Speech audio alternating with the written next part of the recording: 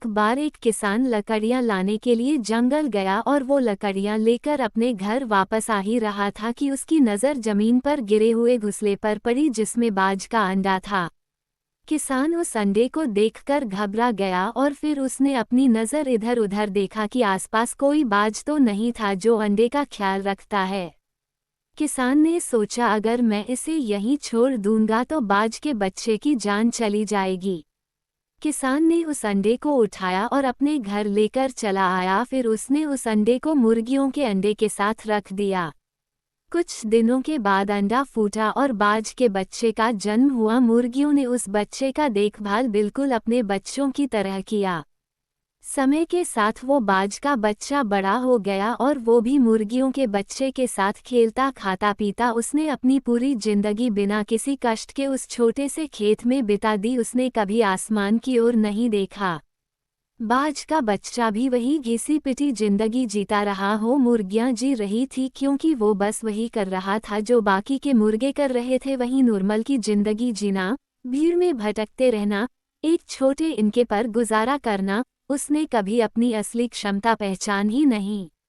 बाज की उम्र बढ़ने लगी और आराम की जिंदगी काटते काटते वो बूढ़ा हो गया और एक दिन उसने हिम्मत करके आसमान की तरफ एक खूबसूरत नज़ारा देखा जहां पर एक बाज आसमान में उड़ान भर रहा था।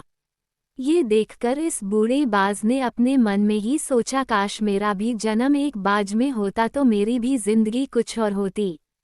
दोस्तों, मैं यहाँ आपको बताने आया हूँ कहीं आप भी अपनी जिंदगी बाज की तरह ना काट ले, क्योंकि आपके पास भी एक ही जिंदगी है और यह आपको डिसाइड करना है कि आपको अपनी जिंदगी में क्या करना है। आपको यहाँ बहुत सारे लोग मिलेंगे जो आपको भीड़ में चलना सिखाएंगे और उनकी बातों को मानकर आप उसी भीड़ में खो जाएंगे, पर आपको यहाँ कोई नहीं बताएगा कि आपका जन्म एक बाज में हुआ है। आपको खुद अपनी काबिलियत पहचानना होगा, अपने सपने को उड़ान खुद ही उड़ानी होगा, नहीं तो पूरी जिंदगी मुर्गियों की तरह भागते रह जाओगे। इसलिए दोस्तों, कोई साथ दे या ना दे, आप खुद ही चलना सीख लो और हर मुश्किल का सामना करना भी सीख जाओ।